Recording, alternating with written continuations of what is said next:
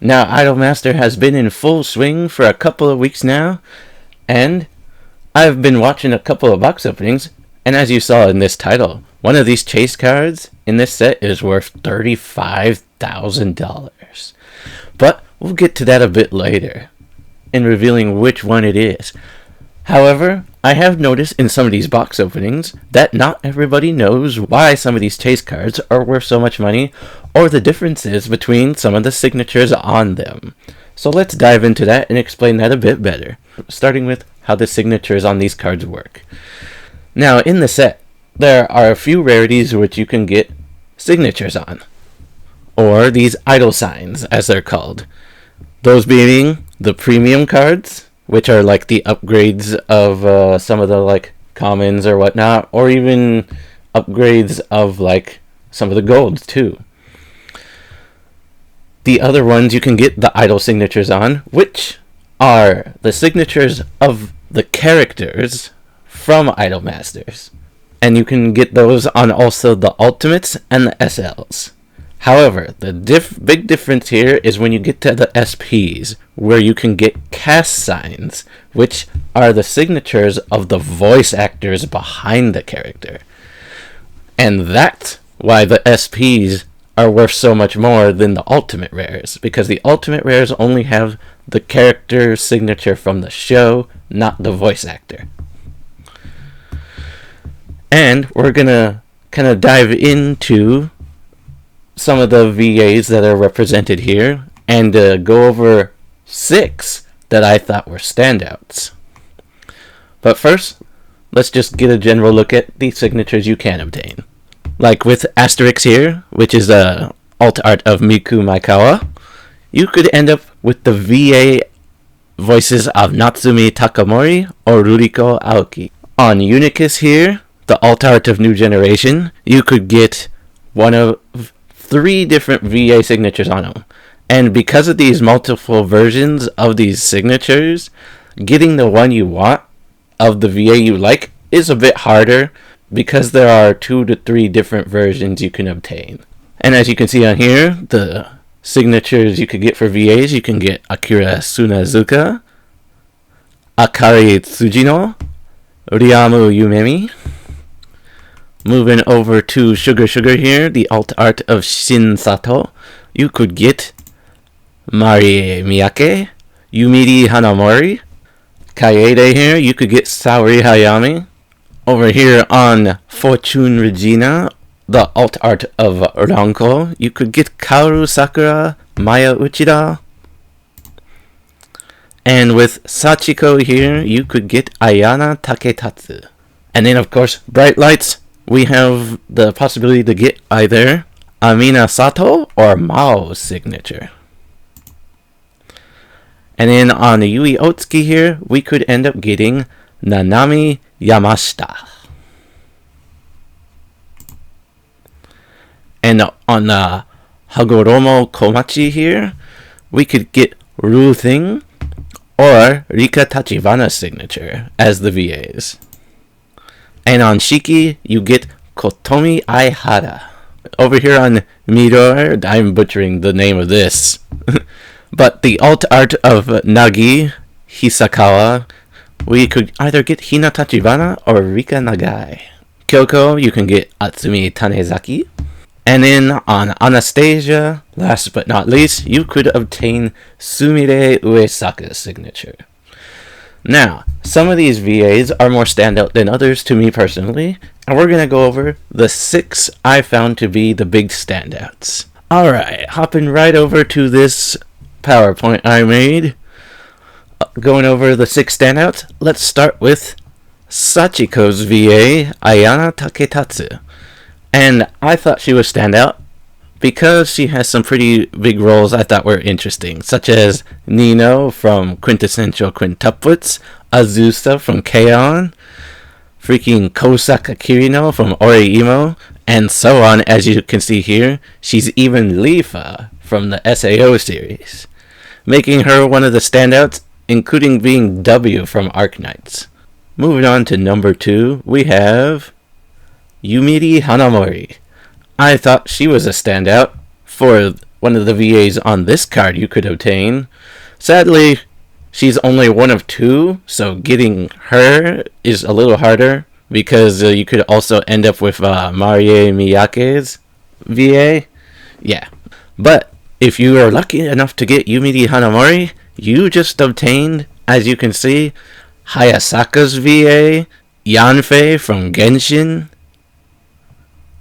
Zero from Grimoire of Zero, Sagiri from Hell's Paradise, and so on, as you can see here. Even Shizu from Slime.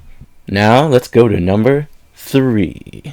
Mao, which is also a pretty standout name. Also, one of two, making it a bit harder to obtain, unfortunately.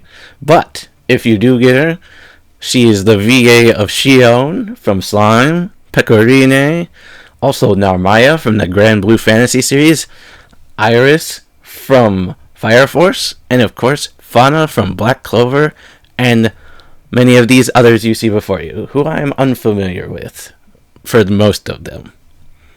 But I figured the ones that stood out the most to me were interesting, and Mao is known for being in tons of different anime out there. This is only just a small pool of the roles that she has done. And Bright Lights, as you can see, is the alt art of Fumika, which is a powerful dragon card that you can obtain in here that is both good for Idolmaster and the dragon decks themselves. Number 4. Maya Uchida.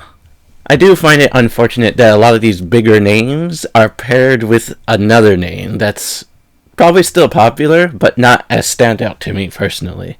Because the secondary name on here, Kaoru Sakura, I'm pretty sure she's known for some pretty good stuff, but Maya stood out to me because she was Rika from Chunibyo, Norman from Promised Neverland, Katarina from Villainous, My Life as a Villainess, Fischl from Genshin.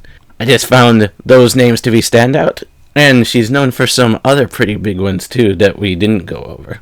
Now, for the last two, the big two in fact, that are also the two most expensive SPs in the set, which is what I think you've all been waiting to get to. So, let's dive right in to number 5. For Kaede here, which is Saori Hayami. And as you can see, Saori Hayami is easily one of the biggest names on here for her roles that are present before you. Your Spy Family, Yumeko from Kakegurui, Ryu from Danmachi, Ayaka from Genshin Impact, one of the most popular Genshin Impact characters for a long time, Yamato from One Piece, also Shinobu from Demon Slayer, Fubuki from One Punch Man, Ononoki from the Monogatari series, and many, many more big roles that aren't even present on here. As you can see, this easily shows why she is one of the most expensive cards in this set, having Saori Hayami as the VA you could get a signature of. And of course, our most expensive card in the set, I'm sure many of you have guessed it, that's right, Anastasia. And that's because not only is Anastasia one of the most powerful cards you can get out of the set for Forest or Idolmaster, she is also a very popular VA, Sumire Uesaka, as you see here. She's Nagatoro, Lum, Shoutir from Overlord, freaking Hahari from 100 Girlfriends, and many more. She also voiced a character that was not too long ago from the anime season just before this current one, as of the recording of this video, which is when we had this anime, Alya Sometimes Hides Her Feelings in Russian, where she voiced Alya, another Russian girl character, with similar aesthetics, silver hair, blue eyes, cutesy voice. No surprise there, since this VA is known for knowing Russian. Of course she would play the cute Russian girls more often than not. And that's why these two are easily the most expensive cards in the set. And we're gonna go see how expensive they are, and just take a quick gander at the prices of the other SPs in the set, as well as the ultimates and leaders. Now moving on to the price of Kaede. Alright, hopping over here to TCG Player, we can see that Kaede is currently posted at $800, but that is only the lowest pricing she is set at right now. She also has a pricing of $977 and even $1,800 roughly, making her easily the second most expensive card in the set. Followed by number 1, which I said before is Anastasia, as you can see here, whose lowest pricing is $28,786.28, with its highest, as you saw in our title, being $35,000 and some change. But holy crap, if you were lucky enough to pull an SP Anastasia, this is pretty much what you're holding right now. You're holding a card worth over $20,000. Heck, worth over $30,000 to some people. Now, whether or not it'll stay this high, I don't know, but that is the current state of Anastasia's SP with the VA signature of Sumire Uesaka. Now, as I stated previously, we will also take a quick gander at the prices of the Ultimates and Leaders. And, of course, the other SPs, which are also worth a decent amount of money. So moving on to the other SPs, we see that they are relatively high-priced. You got this one being about $200, a little over $300 on that one, $300 exact there. Shiki being around $490 almost. That's pretty crazy. That would probably make her the third most expensive card you could get out of the set, being the signature. And I think maybe that's just because she's kind of strong. Because if we go back and look at the VA Shiki, Kotomi Aihara, let's take a quick peek at who Kotomi Aihara is. Oh, okay. None of these are really big standouts to me personally. But I think we could probably chalk it up to her just being a really popular character in the show as to why she's worth over $400 right now. And I guess we're jumping over to the leaders next. Currently, the most expensive of the leaders seems to be Asuka here for the Abyss class, which is kind of interesting, followed up by Irie here for Royal, next being Mizuki and Rune, and fourth place being Aiko for Forest. All still relatively high up there. Their market prices are a little bit higher for the most part, but most of the leaders still around $100 each leader. Now, let's jump over to the Ultimates and check out what those prices kind of look like. So for the Ultimates, as we can see here, they're still relatively high. Anastasia's, who is out of stock, is around $215, which is the same as Yui here. Shiki is $105.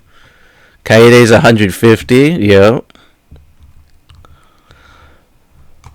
But yeah, as you can see, there is plenty of awesome chase cards you can pull out of this set that are worth a decent amount of money. Especially that SP of Anastasia.